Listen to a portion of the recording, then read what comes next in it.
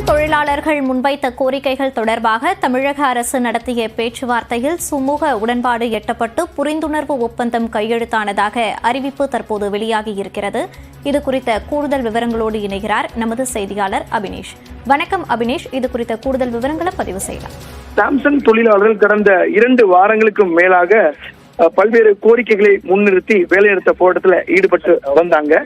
இந்த நிலையில இன்றைக்கு 6 மணி நேரமாக முத்தரப்பு பேச்சுவார்த்தை என்பது நடைபெற்றது. தமிழ்நாடு அரசு சார்பில் அமைச்சர்கள் CV கணேசன், TRB ராஜா, அதே போல தாமு அன்பரசன் ஆகியோரும், அதே போல சாம்சங் நிறுவன உயர் அதிகாரிகளும் சாம்சங் தொழிலாளர்கள் ஆகியோரும் பேச்சுவார்த்தை ஈடுபட்ட நிலையில சுமார் 6 மணி நேர பேச்சுவார்த்தை ஒரு சுமூக உடன்பாடுக்கு எட்டப்பட்டிருக்கிறது.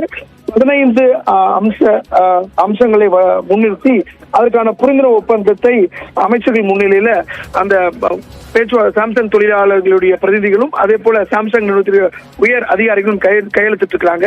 பிரதான கோரிக்கையான சாம்சங் ஊழியர்களுக்கான சங்கம் அமைக்க வேண்டும் அப்படிங்கிறது ஒரு பிரதான கோரிக்கை. ஆனா இந்த நிலையில the company shall in consultation with workmen committee to implement measures to enhance the competitiveness of wages அப்படிங்கிற ஒரு முக்கியமான ஒன்று சொல்லியிருக்காங்க. ஒரு உடனடியாக ஒரு ஒர்க்மேன் கமிட்டி ஊழியருக்கான ஒரு குழு உருவாக்கப்படும் அப்படிங்கிறத தெரிவிச்சிருக்காங்க. அதே போல உடனடி நிவாரணமாக 5000 ரூபாயை அக்டோபர் மாதத்திலிருந்து அடுத்த மாதம் மார்ச் 2025 ஆண்டு வரை கொடுப்பதற்கான மாதம் 5000 ரூபாய் சிறப்பு ஊக்கத்தொகையாக கொடுப்பதற்கும் உள்ளிட்ட 15 அம்சங்களை முன்னிறுத்தி கையொப்பமிட்டிருக்காங்க. இந்நிலையில அமைச்சர்கள் செய்தியாளர்களை சந்திக்க வரக்கூடிய காட்சிகளை பார்க்கலாம்.